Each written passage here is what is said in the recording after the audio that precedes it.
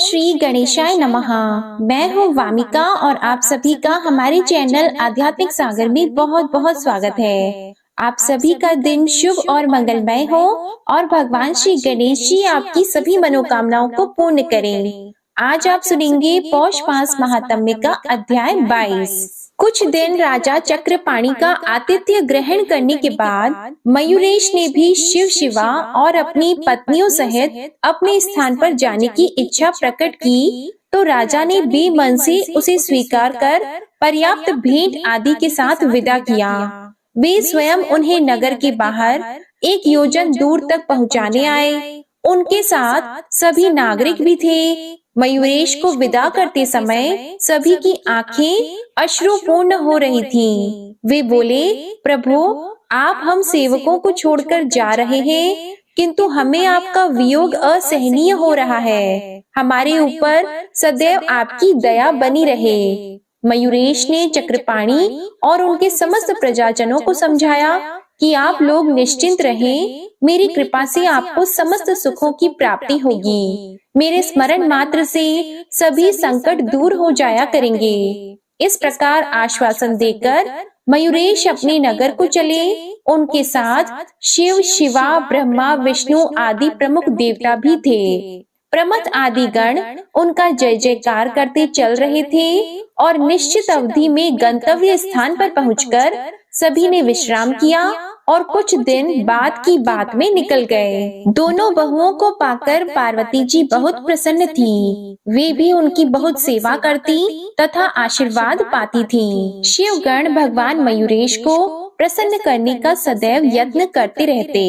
तभी एक दिन शिव, शिवा, ब्रह्मा, विष्णु आदि के समक्ष मयूरेश ने गंभीर वाणी में कहा, देवगण, मैं एक महत्वपूर्ण बात कहता हूँ, आप ध्यान देकर सुने। मैंने जिस उद्देश्य से धरती पर अवतार लिया था वह कार्य संपन्न हो गया है। असुरों के मरने से पृथ्वी का भार भी उतर चुका और दैत्य के कारागार में बंधन ग्रस्त देवता भी मुक्त हो गए। स्वाहा, स्वधा और वष्टकार भी पहले के समान निशंक रूप से हो रहे हैं। इसलिए मेरे अवतार का प्रयोजन पूर्ण होने पर मेरा कोई शेष नहीं रहा और मेरे स्वधाम गमन का अवसर आ गया है। यह सुनकर दुखी हुए देवताओं ने सजल नेत्रों से कहा, प्रभु, आप हमें त्याग कर क्यों जा रहे हैं? अब यदि पुनः दैत्य उत्पन्न हो गए तो हमारी रक्षा किस प्रकार होगी? तब मयूरेश ने आश्वासन देते हुए कहा कि चिंता न करो, जब कोई संकट उपस्थित हो तब मुझे याद करना, मैं तुम्हारी सदैव रक्षा करूंगा। माता पार्वती जी को उनके वचन सुनकर मूर्छा ही आ गई। वे बोली, पुत्र, तुम्हारे बिना मैं कैसे जीवित रहूंगी? मुझे छोड़कर कहीं न जाओ। मयूरेश ने समझाते हुए कहा, माता, मैं भी तुम्हारे वियोग से दुखी हूँ, किंतु सदैव एक स्थान पर ही नहीं रह सकता। इसलिए मैं विवश हूँ। जब द्वापर युग में मुझे एक भयानक असुर को मारने के लिए अवतार लेना होगा, तब तुम्हारे पुत्र रूप से प्रकट होकर पुनः सुख प्रदान करूंगा। तभी षडानन ने रोते हुए कहा, मुझे भी साथ ले चलो। इस पर उन्होंने अपना मयूर षडानन को प्रदान करते हुए कहा, मयूर ध्वज, मैं सभी के अंतर में निवास करने वाला होने के कारण हृदय में भी सदैव विद्यमान रहता हूँ। इसलिए मुझे निरंतर अपने साथ ही समझो। ऐसा कहकर गणेश्वर वहीं अंतर ध्यान हो गए। अब द्वापर युग चल रहा था। ब्रह्मा जी निद्राग्रस्त थे। उस समय शूलपाणि उमानाथ ब्रह्मलोक में पधारे। चतुरानन की नींद खुली और उन्होंने एक जम्भाई ली। तभी उनके मुख से एक अत्यंत भयंकर पुरुष प्रकट हो गया। उसकी घोर गर्जना से समस्त दिशाएं कांप उठी। दिक्पाल आश्चर्य में भर गए और शेषनाग क्षुब्ध होकर विष वमन करने लगे। समस्त प्राणी भय और आशंका से अत्यंत व्याकुल हो गए थे। उस भयंकर पुरुष का वर्ण अत्यंत लाल था। उसकी सुंदर एवं अनुपम शरीर से सुगंध निकलकर वातावरण को सुरभित बना रही थी। वह तुरंत ही ब्रह्मा जी के समक्ष विनीत भाव से आ खड़ा हुआ। पद्मयोनि उसे देखते ही विस्मय से भर गए और पूछने लगे कि तुम कौन हो, कहाँ और कैसे उत्पन्न हुए और क्या चाहते हो? वह पुरुष विनय पूर्वक बोला, प्रभु आप सर्वज्ञ एवं समस्त ब्रह्मांड के उत्पन्न करने वाले हैं, फिर भी आप अनजान के समान मुझसे यह प्रश्न क्यों कर रहे हैं? आपने जम्भाई ली तभी आपके मुख से उत्पन्न हुआ आपका पुत्र, इसलिए आप मुझे पुत्र रूप में स्वीकार कर मेरा नामकरण कीजिए, फिर मुझे रहने का स्थान और आहार दीजिए। मेरा क्या कर्तव्य हो यह भी निर्देश कीजिए। ब्रह्मा जी उसके सौंदर्य और विनीत भाव पर मुग्ध एवं प्रसन्न थे। वे बोले, पुत्र तू अत्यंत अरुण अंग कांति वाला होने के कारण सिंदूर नाम से कहा जाएगा। तुझमें तीनों लोगों को वश में करने की अद्भुत सामर्थ्य होगी। तुझे पंचभूतों, देवताओं, दानवों, यक्षों और मनुष्यों से किसी प्रकार का भय नहीं होगा। इंद्र आदि लोकपाल भी तेरा कुछ न बिगाड़ सकेंगे। दिन हो या रात्रि तुझे भय की प्राप्ति नहीं होगी। पुत्र ने आज्ञाकारी सेवक की भांति मस्तक झुकाया और ब्रह्मा जी उससे और भी संतुष्ट हो गए। उन्होंने पुनः कहा, बेटा तुझे किसी भी सजीव या निर्जीव वस्तु से भय नहीं होगा। जब तू क्रोध पूर्वक किसी को भी अपनी विशाल भुजाओं में जकड़ लेगा तब उसके शरीर के सैकड़ों टुकड़े हो जाएंगे। अब तू तीनों लोकों में जहाँ कहीं भी रहना चाहे वहाँ रहे, तुझे कोई रोक नहीं सकता। तब सिंदूर ने श्रद्धा भक्ति पूर्वक पिता के चरणों में प्रणाम किया और फिर कोमल वाणी से बोला, अखिल ब्रह्मांडेश्वर आप सत्व, रज और तम तीनों गुणों के साधन द्वारा संसार की उत्पत्ति, स्थिति और प्रलय करते हैं, जबकि आपके साथ ही समस्त विश्व तमसावृत होकर सो जाता है। करोड़ों कल्पों तक घोर तपस्या करने पर भी आपके दर्शन संभव नहीं होते, किंतु मुझे वे सहज ही प्राप्त हैं। अब इससे बढ़कर और सौभाग्य की कौन सी बात होगी? यह कहकर सिंदूर ने चतुरानन प्रभु की परिक्रमा की और चरणों में प्रणाम कर तथा उनकी आज्ञा लेकर पृथ्वी की ओर चल पड़ा। अभी कुछ ही योजन दूर गया होगा कि उसके मन में एक शंका उत्पन्न हो गई कि न जाने कितने जन्मों के पुण्य संचित होने पर, कठोर तपस्या करने पर ऐसे वरदान की प्राप्ति हो सकती होगी, किंतु मुझे तो बिना जप तप और वेद अध्ययन आदि किए सहज में ही यह दुर्लभ वर प्राप्त हो गए। कहीं ऐसा तो नहीं कि मेरे पिता ब्रह्मा जी ने मुझे वैसे ही बहला दिया हो? इसलिए इसकी परीक्षा करनी चाहिए कि यह वरदान सत्य है या नहीं। उसने पुनः सोचा, किंतु इनकी परीक्षा कैसे हो? यहाँ कोई भी ऐसा प्राणी दिखाई नहीं देता जिसे पकड़कर देख लूं कि उसके सैकड़ों खंड होते हैं या नहीं। अब कहाँ चलूं? कहीं कोई भी दिखाई नहीं देता। तब क्यों न ब्रह्मा जी पर ही इसका परीक्षण कर लिया जाए। ऐसा निश्चय कर वह पुनः ब्रह्मलोक की ओर लौटा। उसने ब्रह्मा जी के पास जाकर घोर गर्जन किया और अपनी भुजाओं को तोलने लगा। पद्मयोनि उसके हाव भाव देखकर ही मन की बात ताड़ गए, इसलिए भय के कारण दूर जाकर बोले, कहो पुत्र लौट कैसे आए? तब सिंदूर ने कहा, पिताजी मैं आपके वर की परीक्षा करना चाहता हूँ। जब मुझे कहीं भी कोई दिखाई न दिया तो यहाँ आना ही उचित प्रतीत हुआ। ब्रह्मा जी ने दूर से ही कहा, पुत्र मैंने तेरी सुंदरता देखकर ही मोहवश तुझे वर प्रदान किया था। मुझे तेरी इस कुटिलता और दुष्टता का भान नहीं था कि तू मेरे वरदान का परीक्षण मुझ पर ही करेगा। वस्तुतः विषधर को दूध पिलाने पर उसमें विष की वृद्धि ही होगी, इस सिद्धांत की ओर मेरा ध्यान ही नहीं गया था। सिंदूर फिर भी न माना। वह ब्रह्मा जी की ओर बढ़ने लगा तो वे पीछे हटते हुए बोले, अरे मूढ़, अब तो असुर भाव को प्राप्त होगा और तुझे मारने के लिए गजानन भगवान अवतार लेंगे। इस शाप को सुनकर अट्टहास करता हुआ सिंदूर चतुर्मुख की ओर झपटा। यह देखकर वे प्राण लेकर भागने लगे। पीछे पीछे असुर भी दौड़ पड़ा। यद्यपि ब्रह्मा जी असुर की अपेक्षा दुर्बल थे, तो भी प्राण के मोह से वेग पूर्वक भाग रहे थे। भागते भागते वे पसीने से लथपथ हो गए, किंतु असुर ने उनका पीछा नहीं छोड़ा। इधर चतुरानन बैकुंठ धाम तक पहुंच गए थे। वहां कुछ श्रम हल्का करने के लिए रुके ही थे कि असुर आता दिखाई दिया। वे तेजी से दौड़कर भगवान विष्णु जी के पास जा पहुँचे। रमानाथ ने उनका उद्वेग देखकर तुरंत अपने पास बिठाया और वे पूछने लगे, विधाता, आप इतने डरे क्यों हैं? आपकी देह भी श्वेत से भीग रही है, लगता है वेग से भागकर आए हो। तब ब्रह्मा जी बोले, प्रभु, मुझे निद्रा आ गई थी, तभी पार्वती पति पधारे। मैं निद्रा से उठा तो मुझे जम्भाई आ गई और मेरे मुख से लाल वर्ण का एक सुंदर महाकाय बालक उत्पन्न हो गया। उसने मुझसे नाम रखने और रहने का स्थान बताने की प्रार्थना की, तो मैंने उसका नाम सिंदूर रखा और रहने के लिए तीनों लोकों में इच्छित स्थान पर रहने को कह दिया। किंतु उसके सौंदर्य एवं पुत्र स्नेह से भ्रमित होकर मैंने उसे यह वर दे दिया कि तू त्रैलोक्य विजयी होगा और तू जिसे भी पकड़कर जकड़ लेगा वह वहीं चूर चूर हो जाएगा। अब वह दुरात्मा उस वरदान का परीक्षण मुझ पर ही करने को उतारू है। हे दया सिंधु, उस दुष्ट से मेरी रक्षा कीजिए। तब भगवान विष्णु बोले, वाह, आपने भी कैसा सुंदर वर दे दिया। उसे बिना विचार किए हुए वर प्रदान का यही दुष्परिणाम होता है। आपका पुत्र मोह आपको ही नहीं तीनों लोगों को यातना ग्रस्त कर देगा। दोनों में इस प्रकार वार्तालाप चल ही रहा था कि दौड़ता हुआ सिंदूर भी वहां आ गया और ब्रह्मा जी पर झपटता हुआ बोला, क्यों यहाँ आकर छिप रहे हो?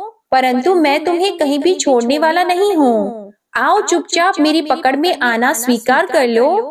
बचाओ प्रभु, बचाओ, कहते हुए ब्रह्मा जी भगवान विष्णु जी के पीछे की ओर होने लगे। तभी भगवान ने उसे समझाया, पुत्र, तू अत्यंत बलवान और चतुरानन अल्प बल है, इसलिए इनसे युद्ध करने में तुम्हें सुयश नहीं मिलेगा, वरन इनका अनिष्ट होने पर तुम्हें अब कीर्ति ही प्राप्त होगी। इसलिए इन्हें छोड़कर किसी अन्य से जाकर युद्ध करो। सिंदूर बोला, मुझे तो अपने वरदान का परीक्षण करना है। यह हो या कोई वीर, यदि यह नहीं लड़ते तो तुम ही आकर युद्ध करो। यह कहकर वह विष्णु भगवान की ओर बढ़ा, किंतु वे तो परम नीति निपुण थे। उसे भ्रमित करते हुए बोले, पुत्र, मैं तो केवल सत्व गुण संपन्न हूँ, इसलिए लोक पालन में ही लगा रहता हूँ। विष्णु जी ने मुस्कुराते हुए कहा, कैलाश पर्वत पर शिव जी निवास करते हैं। उन्होंने अपनी दृष्टिपात मात्र से कामदेव को भस्म कर दिया था। बहुत से असुर उनके हाथ से मारे गए हैं।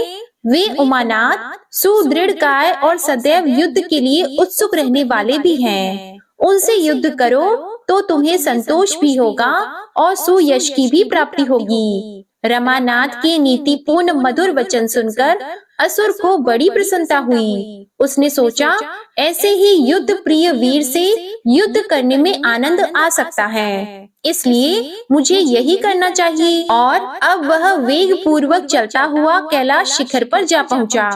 उस समय भगवान शंकर समाधि में लीन हुए बैठे थे और पार्वती जी उनकी सेवा में रत थीं और नंदी तथा भृंगी आदि भी उनके निकट ही बैठे हुए थे। इसके बाद जो कुछ भी हुआ, इसका वर्णन आप अगले अध्याय में सुनेंगे। आइए अब आपको सुनाते हैं एक बहुत ही सुंदर कहानी।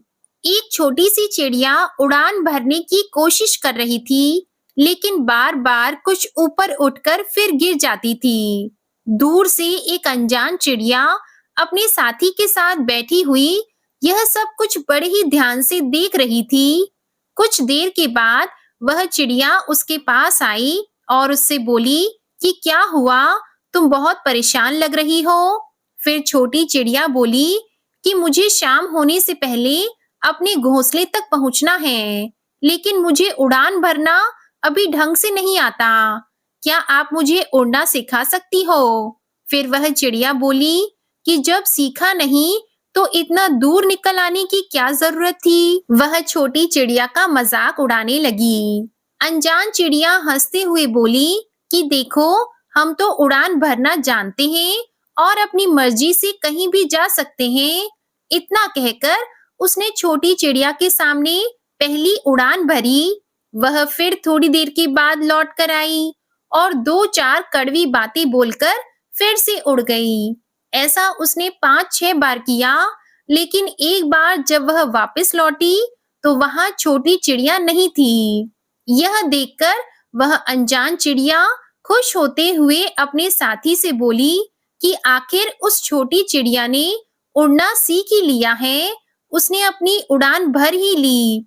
फिर उसका साथी बोला कि तुम इतना खुश क्यों हो रही हो? तुमने तो उसका इतना मजाक बनाया था।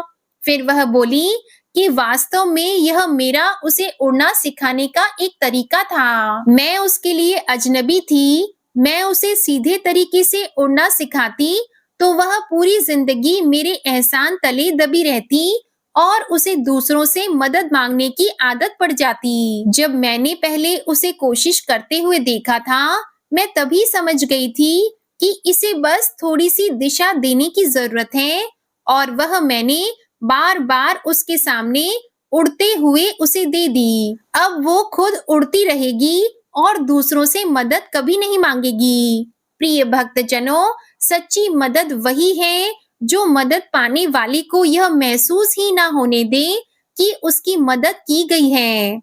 कहानी बहुत छोटी सी है, लेकिन इसकी सीख बहुत ही बड़ी है। उम्मीद करती हूँ ये कहानी आपको अच्छी लगी होगी। अब सुनिए श्रीमद् भगवत गीता का अध्याय 16। भगवान श्री कृष्ण ने अर्जुन से कहा, हे भरत पुत्र, निर्भयता, आत्मशुद्धि, आध्यात्मिक ज्ञान का अनुशीलन, दान, आत्म संयम, यज्ञ परायणता, वेद अध्ययन, तपस्या, सरलता, अहिंसा, सत्यता, क्रोध विहीनता, त्याग, शांति, छिद्र अन्वेषण में अरुचि, समस्त जीवों पर करुण, लोभ विहीनता, भद्रता, लज्जा, संकल्प, तेज, क्षमा, धैर्य, पवित्रता, ईर्ष्या तथा सम्मान की अभिलाषा से मुक्ति, ये सारे दिव्य गुण हैं जो दैवीय प्रकृति से संपन्न देवतुल्य पुरुषों में पाए जाते हैं। हे पृथा पुत्र, दंभ, दर्प, अभिमान, क्रोध, कठोरता तथा अज्ञान, ये सारे आसुरी स्वभाव वालों के गुण हैं।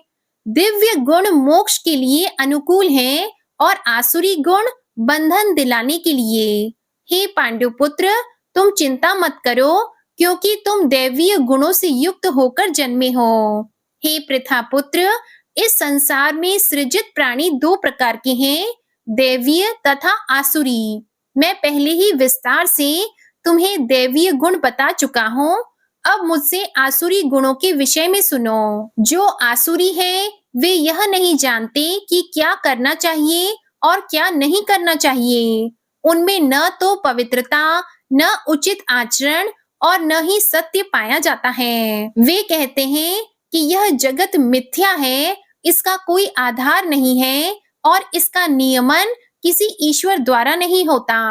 उनका कहना है कि यह काम इच्छा से उत्पन्न होता है और काम के अलावा कोई अन्य कारण नहीं है। ऐसे निष्कर्मों का अनुगमन करते हुए आसुरी लोग, जिन्होंने आत्मज्ञान खो दिया है और जो बुद्धिहीन है, ऐसे अनुपयोगी एवं भयावह कार्यों में प्रवृत्त होते हैं जो संसार का विनाश करने के लिए होता है। कभी न संतुष्ट होने वाले काम का आश्रय लेकर तथा गर्व के मद एवं मिथ्या प्रतिष्ठा में डूबे हुए आसुरी लोग इस तरह मोहग्रस्त होकर सदैव क्षणभंगुर वस्तुओं के द्वारा अपवित्र कर्म का व्रत लिए रहते हैं। उनका मानना है कि जीवन के अंत तक इंद्रियों को तृप्त करना मानव सभ्यता की प्रमुख आवश्यकता है।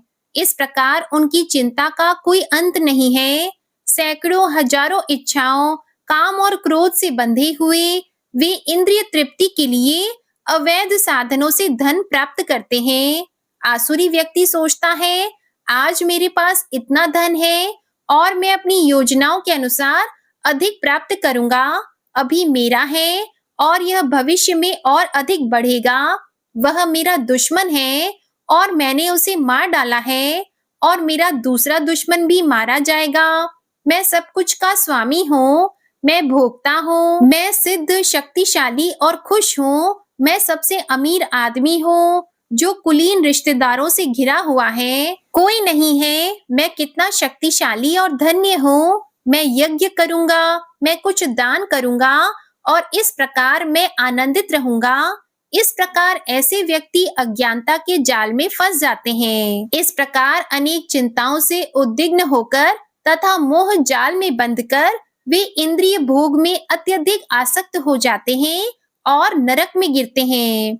अपने को श्रेष्ठ मानने वाले तथा सदैव घमंड करने वाले, संपत्ति तथा मिथ्या प्रतिष्ठा से मोहग्रस्त लोग किसी विधि विधान का पालन न करते हुए कभी-कभी नाम मात्र के लिए बड़े ही गर्व के साथ यज्ञ करते हैं। मिथ्या अहंकार, बल, दर्प, काम तथा क्रोध से मोहित होकर आसुरी व्यक्ति अपने शरीर में तथा अन्यों के शरीर में स्थित भगवान से ईर्ष्या और वास्तविक धर्म की निंदा करने लगते हैं। जो लोग ईर्ष्यालु तथा क्रूर हैं और नराधम हैं, उन्हें मैं निरंतर विभिन्न आसुरी योनियों में भव सागर में डालता रहता हूँ। हे कुंती पुत्र, ऐसे व्यक्ति आसुरी योनि में बारंबार जन्म ग्रहण करते हुए कभी भी मुझ तक नहीं पहुंच पाते।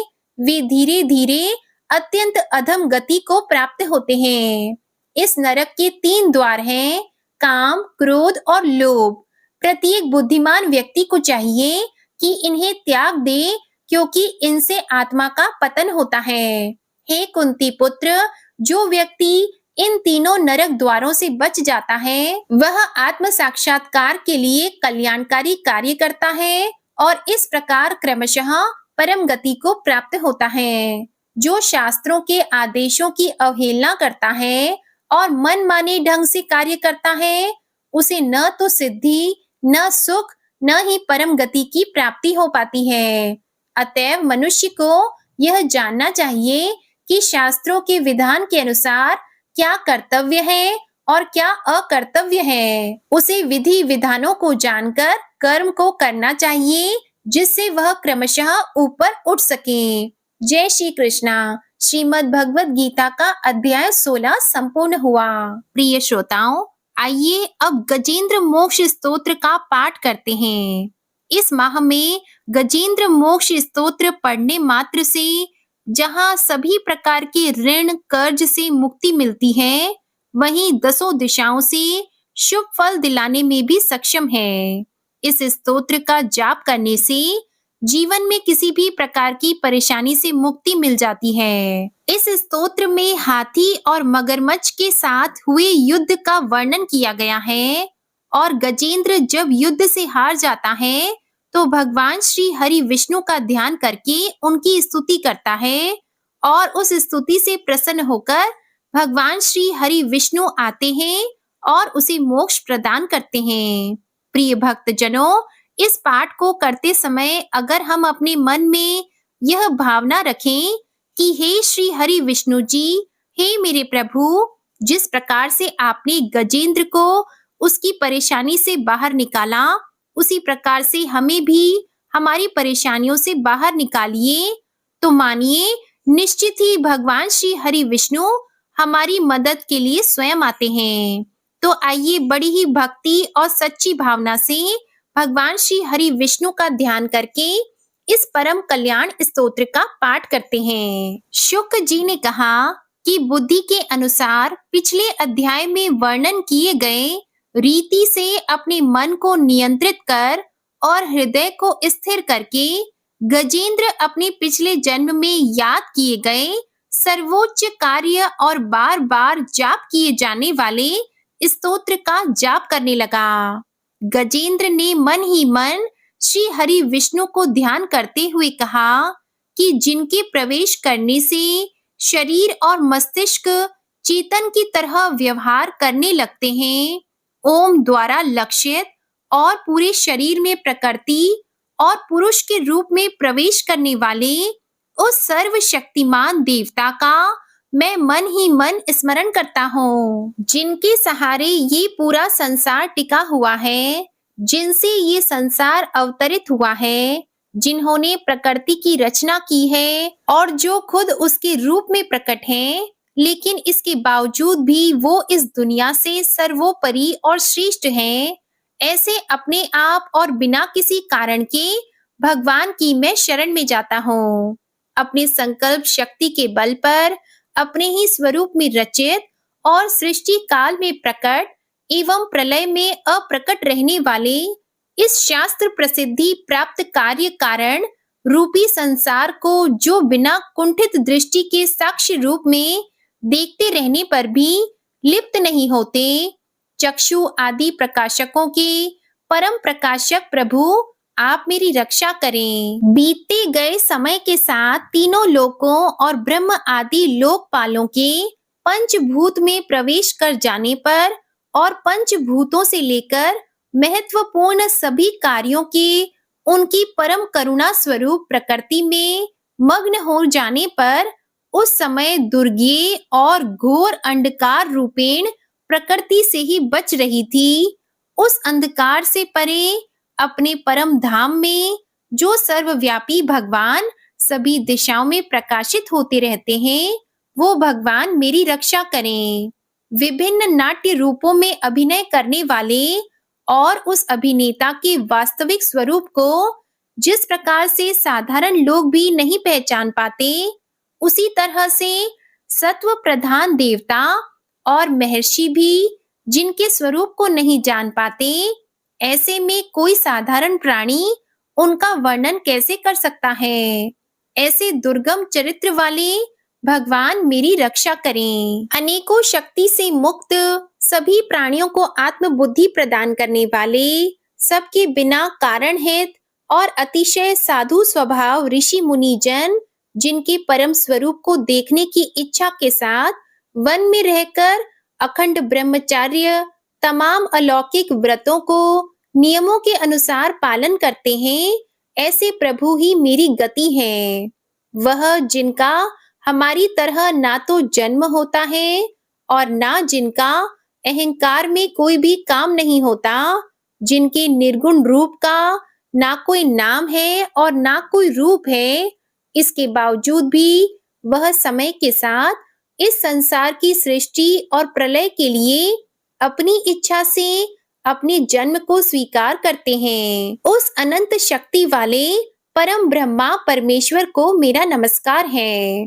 प्राकृत आकार रहित और अनेक रूप वाले अद्भुत भगवान को मेरा बार बार नमस्कार है। स्वयं प्रकाशित सभी साक्ष्य परमेश्वर को मेरा शत शत नमन है। वैसे देव जो मन वाणी और चित्त वृत्तियों से परे हैं, उन्हें मेरा बारंबार नमस्कार है।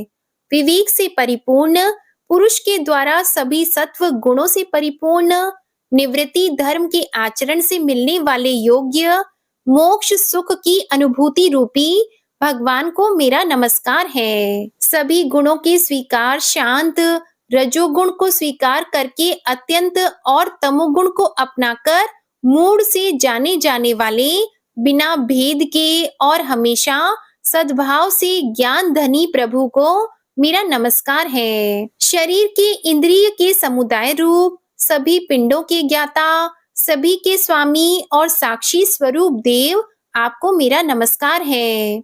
सभी के अंतर्यामी, प्रकृति के परम कारण, लेकिन स्वयं बिना कारण भगवान को मेरा शत शत नमस्कार है। सभी इंद्रियों और सभी विषयों के जानकार, सभी प्रतीतियों के कारण रूप, संपूर्ण जड़ प्रपंच और सबकी मूलभूता अविद्या के द्वारा सूचित होने वाले और सभी विषयों में अविद्या रूप से भासने वाले भगवान को मेरा नमस्कार है। सबके कारण, लेकिन स्वयं बिना कारण होने पर भी बिना किसी परिणाम के होने की वजह से अन्य कारणों से भी विलक्षण कारण, आपको मेरा बार बार नमस्कार है। सभी वेदों और शास्त्रों के परम तात्पर्य, मोक्ष रूपी और श्रेष्ठ पुरुषों की परम गति देवता को मेरा नमस्कार है। वह जो त्रिगुण रूपों में छिपी हुई ज्ञान रूपी अग्नि है, वैसे गुणों में हलचल होने पर जिनके मन मस्तिष्क में संसार को रचने की वृत्ति उत्पन्न हो उठती हो और जो आत्मा तत्व की भावना के द्वारा विधि निषेध रूप शास्त्र से भी ऊपर उठे हो, जो महाज्ञानी महात्माओं में स्वयं प्रकाशित हो रहे हो, ऐसे भगवान को मेरा नमस्कार है। मेरे जैसे शरणागत पशु के समान जीवों की अविद्या रूप फांसी को पूर्ण रूप से काट देने वाले, परम दयालु और दया दिखने में कभी भी आलस नहीं करने वाले भगवान को मेरा नमस्कार है। अपने अंश से सभी जीवों के मन में अंतर्यामी रूप से प्रकट होने वाले सर्वनियंता अनंत परमात्मा आपको मेरा नमस्कार है। जो शरीर, पुत्र, मित्र, घर और संपत्ति सहित कुटुंबियों में अशक्त लोगों के द्वारा कठिनाई से मिलते हों और मुक्त पुरुषों के द्वारा अपने हृदय में निरंतर चिंतित ज्ञान स्वरूप सर्वसमर्थ परमेश्वर को मेरा नमस्कार है। वह जिन्हें धर्म, अभिलषित भोग, धन और मोक्ष की कामना से मनन करके लोग अपनी मनचाही इच्छा पूर्ण कर लेते हैं, अपितु जिन्हें विभिन्न प्रकार के अयाचित भोग और अविनाशी पार्षद शरीर भी देते हैं, वैसे अत्यंत दयालु प्रभु मुझे इस प्रकार के विपदा से हमेशा के लिए बाहर निकालें। वह जिनके एक से अधिक भक्त हैं, जो मुख्य रूप से एकमात्र उसी भगवान की शरण में हैं, जो धर्म, अर्थ आदि किसी भी पदार्थ की अभिलाषा नहीं रखते हैं, जो केवल उन्हीं के परम मंगलमय एवं अत्यंत विलक्षण चरित्र का गुणगान करते हुए उनके आनंदमय समुद्र में गोती लगाते रहते हैं, उन अविनाशी, सर्वव्यापी, सर्वमान्य ब्रह्म आदि के भी नियामक अभक्तों के लिए भी हमेशा प्रकट होने वाले,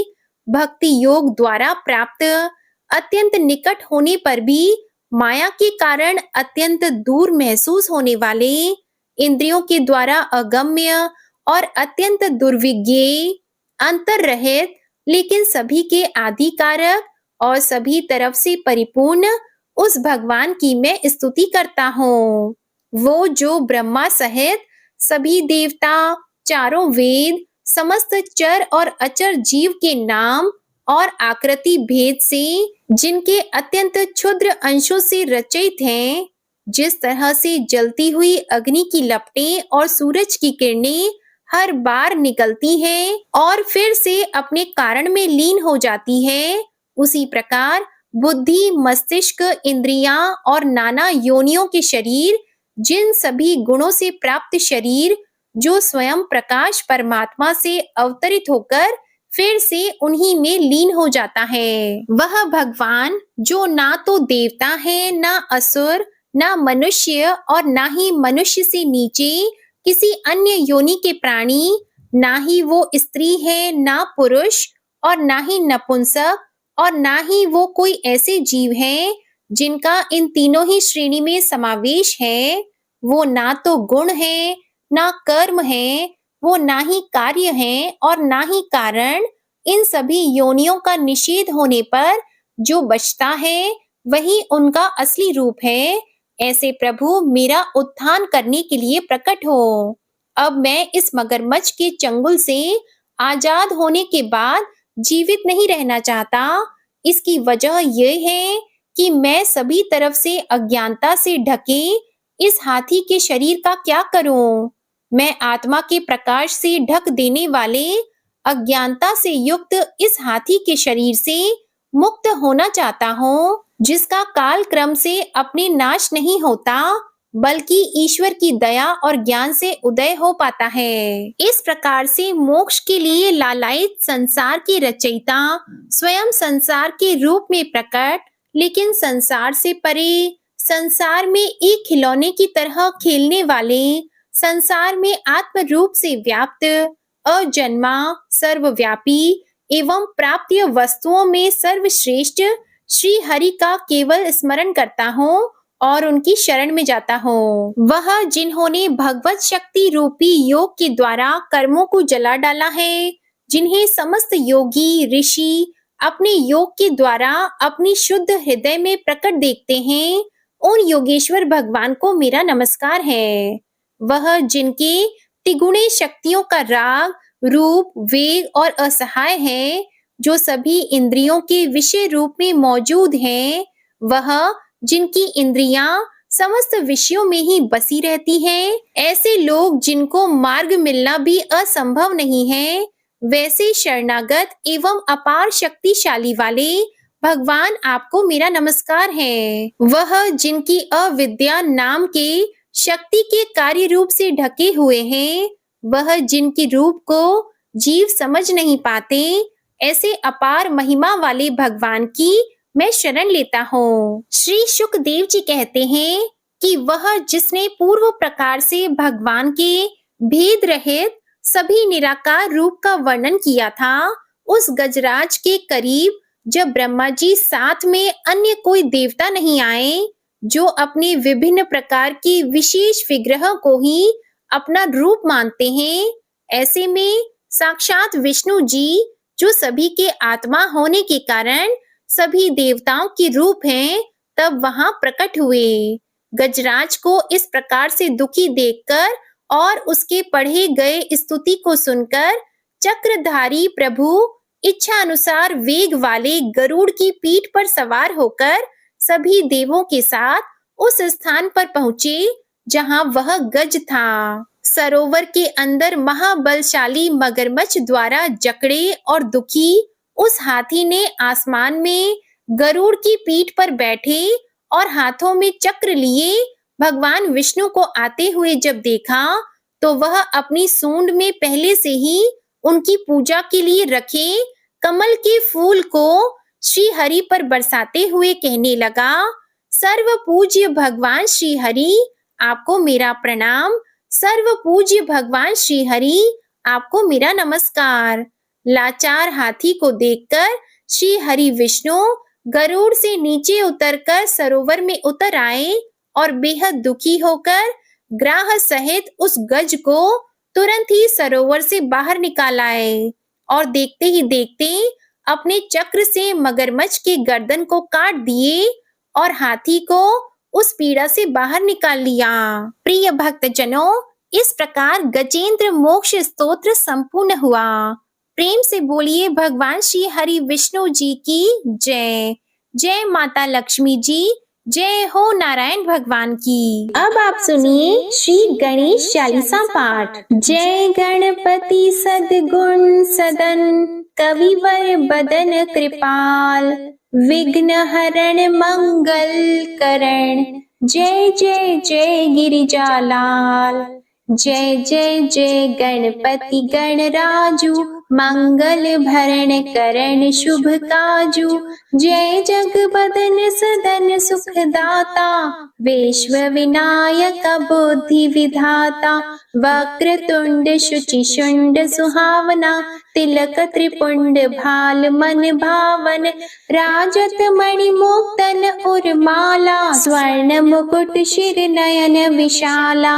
पुस्तक पाणि कुठार त्रिशूलम, मोदक भोग सुगंधित फूलम। सुंदर पीतांबर तन साजित, चरण पादुका मुनि मन राजित। धनि शिव सुवन षडानन भ्राता, गौरी लालन विश्व विख्याता।